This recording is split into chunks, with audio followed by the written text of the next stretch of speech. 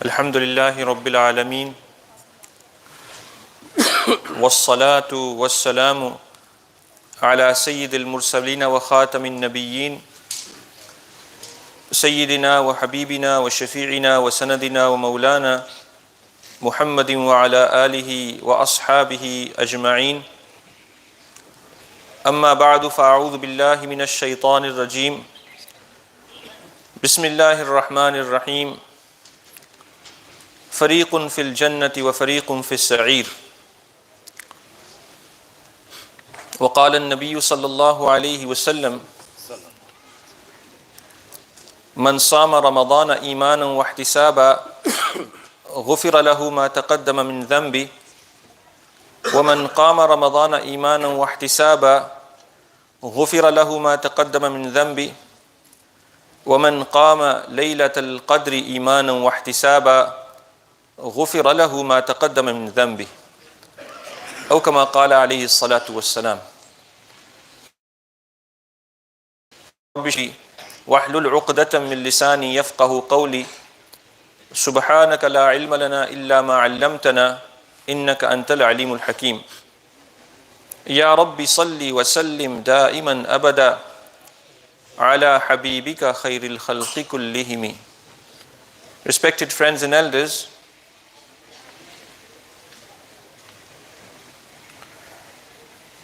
the big question, $1 million question, is a question which results in gaining or losing $1 million.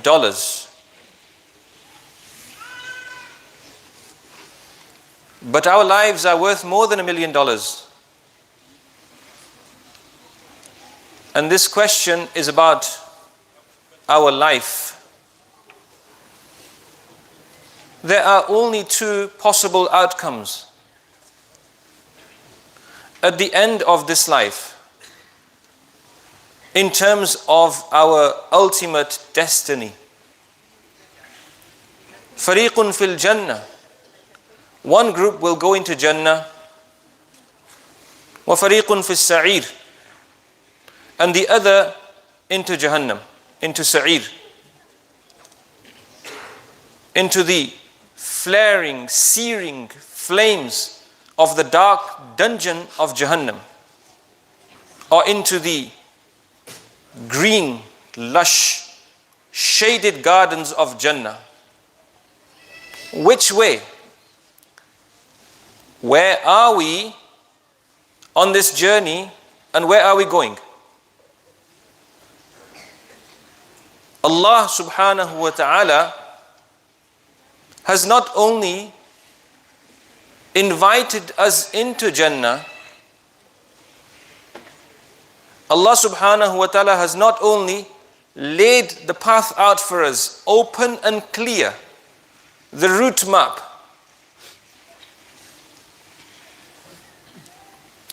He has also, out of His generosity and compassion, knowing our nature, obliged us to take that path by making fasting an obligation, by making salah an obligation, by making hajj an obligation, by making zakat an obligation.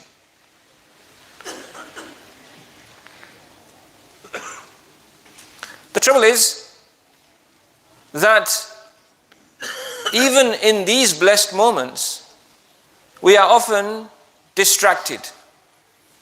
Our priorities are completely wrong.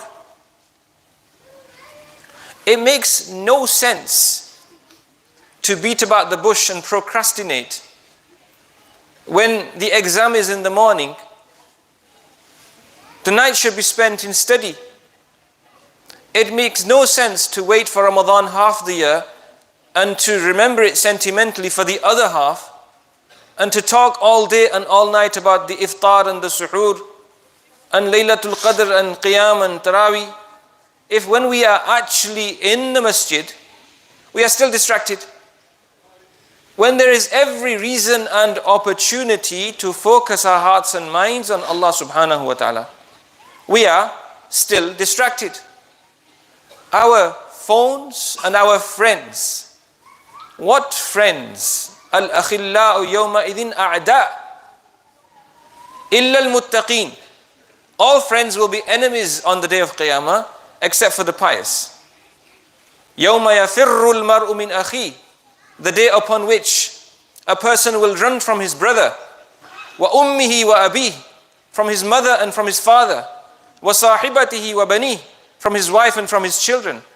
لِكُلِّ امْرِئٍ مِّنْهُمْ يَوْمَئِذٍ شَأْنٌ يُغْنِيهِ. Each person will be preoccupied with his own situation at the expense of everybody and everything else. It will be a world of nafsi, nafsi. I, me and myself.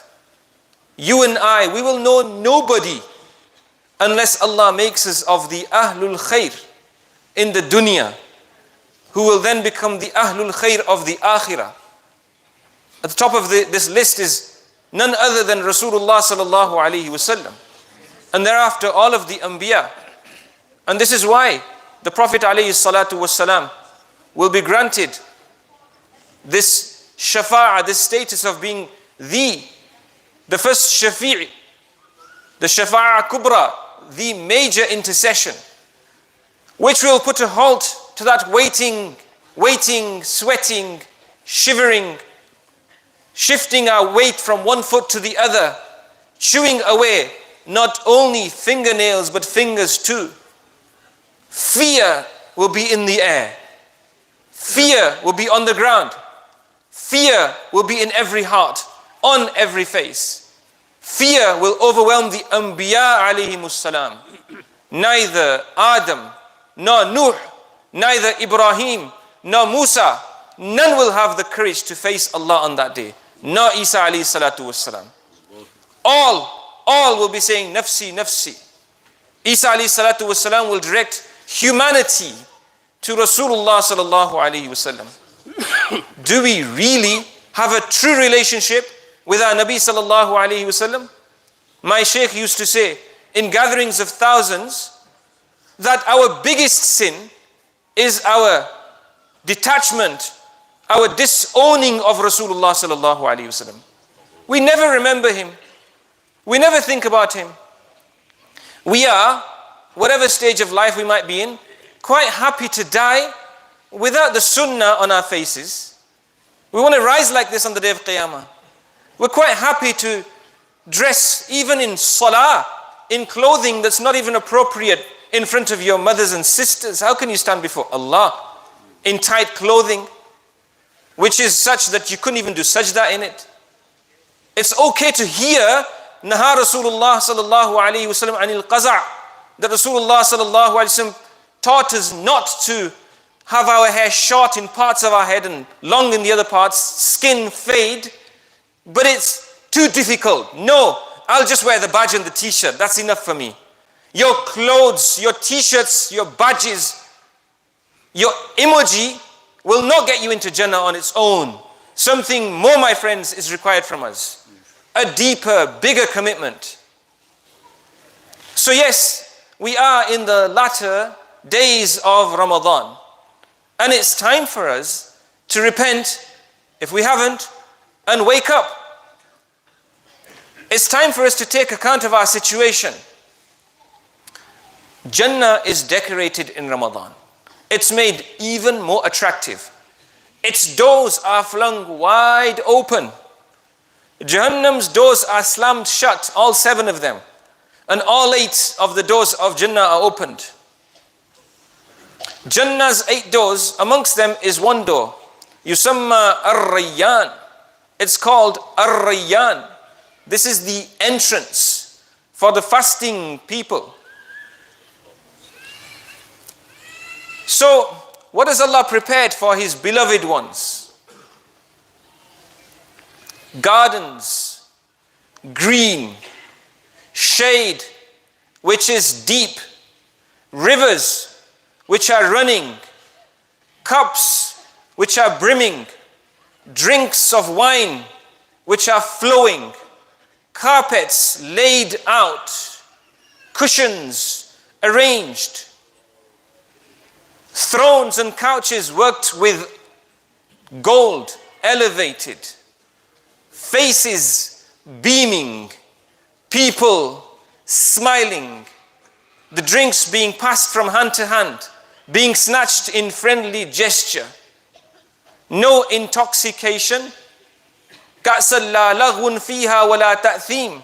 No sin, no headache, no hangover, no guilt, no impurity, no swearing, no slurring of speech, but total and complete clarity.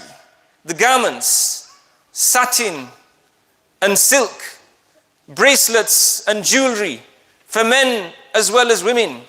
Marriage is happy, youth at its peak. Allah happy and pleased, anxieties gone, regret and remorse finished, wiped over, hearts pure, life eternal, branches weighed down with sweet ripe fruit of all variety. كلما رزقوا منها من ثمرة رزقا قالوا هذا الذي رزقنا من قبل وأتوا به متشابها. Every time they'll be given fruit to eat, they'll say, we've been given this before, and it'll just be similar. Similar to what? The Mufassirin say, it'll be similar to the fruit of this dunya, but it will taste different. But then the Mufassirin say, no, but that would only happen once. The Quran says, كُلَّمَا رُزِقُوا مِنْهَا مِنْ ثَمَرَةِ الرِّزْقَى. Every time they'll be given fruit to eat, they will say, Ruziq, we've been given this before. وَأُتُوا بِهِ مُتَشَابِهًا. Every time you bite into the fruit of Jannah, it will be a new taste. And where will it all go? There is no need for washrooms in Jannah. There's no call of nature, no janaba.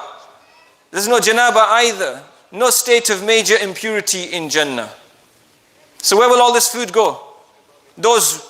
That meat of young and tender birds. وَفَوَاكِهَا. First, the majlis. People will sit together.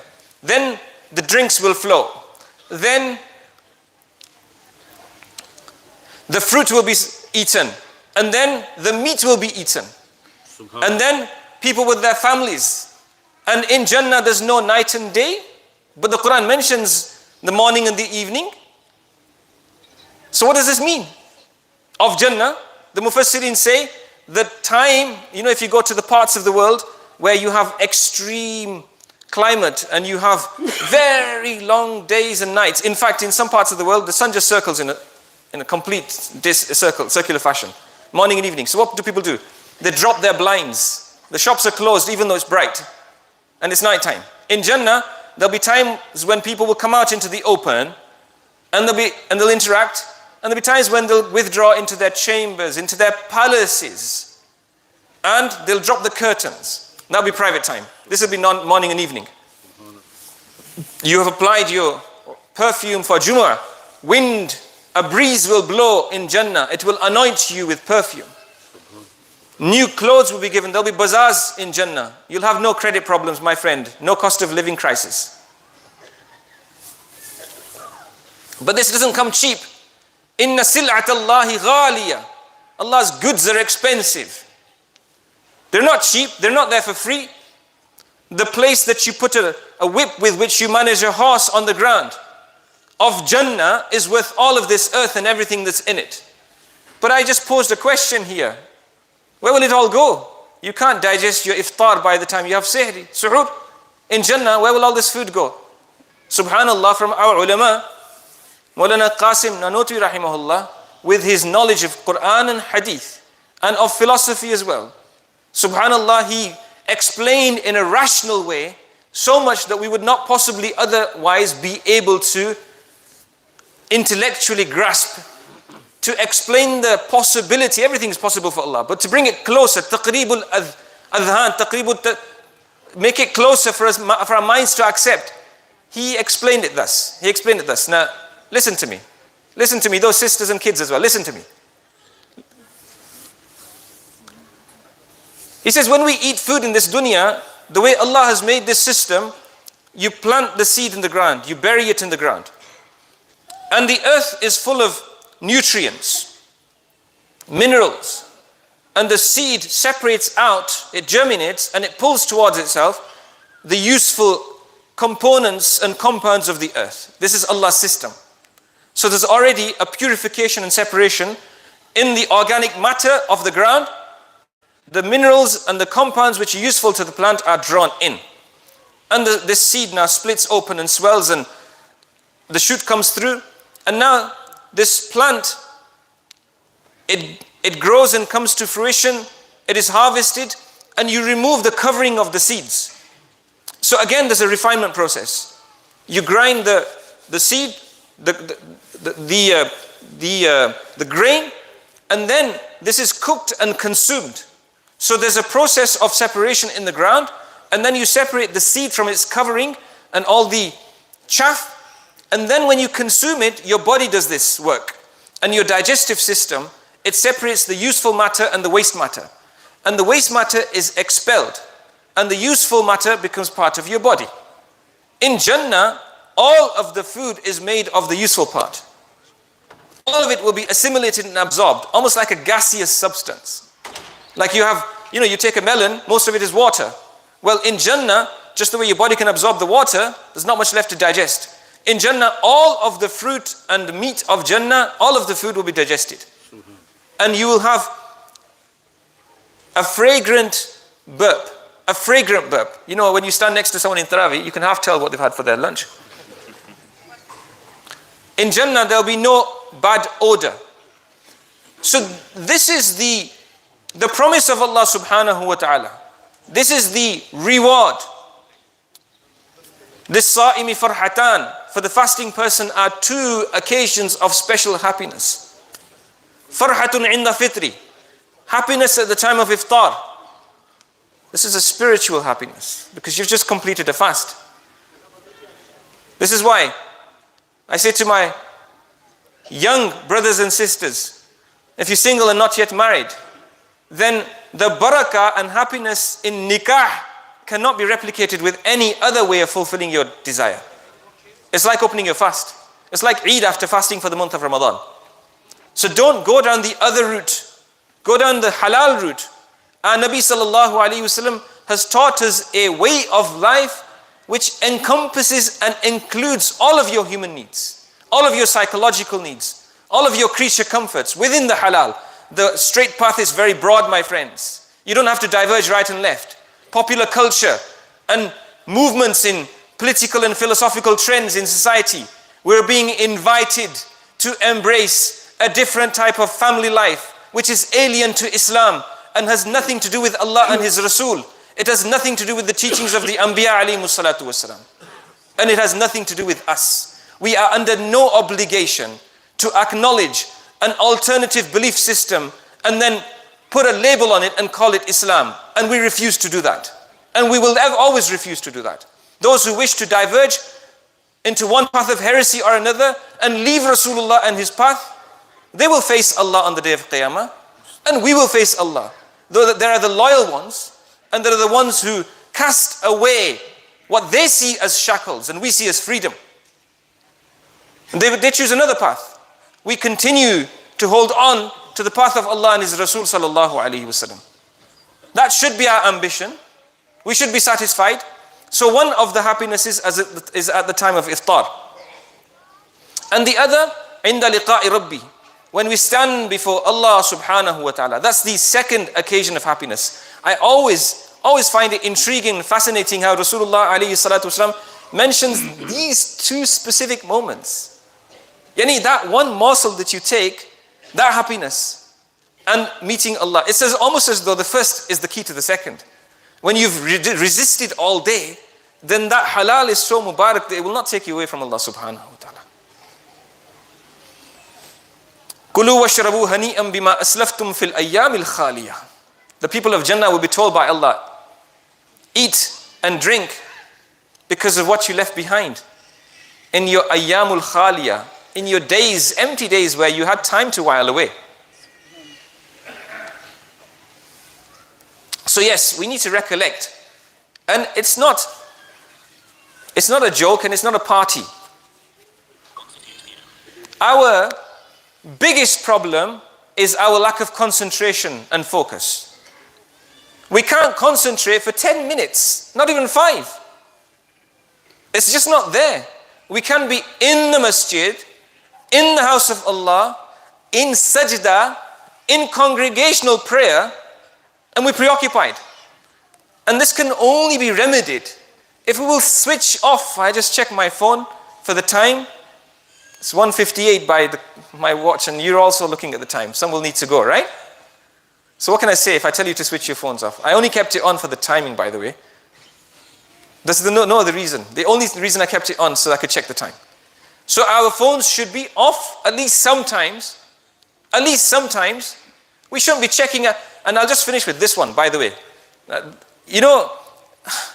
On the one hand, you have extremes. On the one hand, things which are established as sunnah, people are calling bid'ah. One extreme. And on the other, this new arrangement. Our Nabi sallallahu alaihi wasallam taught us with precision how we are to do ibadah. Where our hands should be in any particular part of salah, how we should raise them, how our ruku should be, how our sajda should be. Tell me, is there any imperfection in our deen? No. Any weakness in the sunnah? No. Right. If it's perfect, then where is the justification for this method of performing salah? We're swiping, and Imam is on the 26th juz. Right? Surah Muhammad, Surah Fatah, the second ruku. And then, even worse, a mushaf, and the pop-up comes on your screen. And you're playing with your hands, and you say, because I can concentrate. My friend, Allah doesn't want your concentration at the expense of the sunnah of Rasulullah sallallahu alaihi wasallam. If you close your eyes in salah to concentrate, it's inferior to keeping them open and being distracted, because it's sunnah to keep them open and look in the place of your sajda. Who can justify holding the mushaf with both hands when Rasulullah taught us to have our hands folded? How can you justify holding the mushaf to your knee in ruku? How can you justify this? This is ibadah, right? How can you justify putting it under your smelly armpit in the state of sajda? What kind of salah is this? Who invented this? On the one hand, established sunnahs are being called bid'ah, and on the other hand, this is being normalized. Who cares for concentration, which is contrary to the teaching of Rasulullah sallallahu alaihi wasallam? Learn to concentrate on the sunnah, and your salah will be accepted by Allah, even if it's imperfect. There is no need in our deen for additions like this.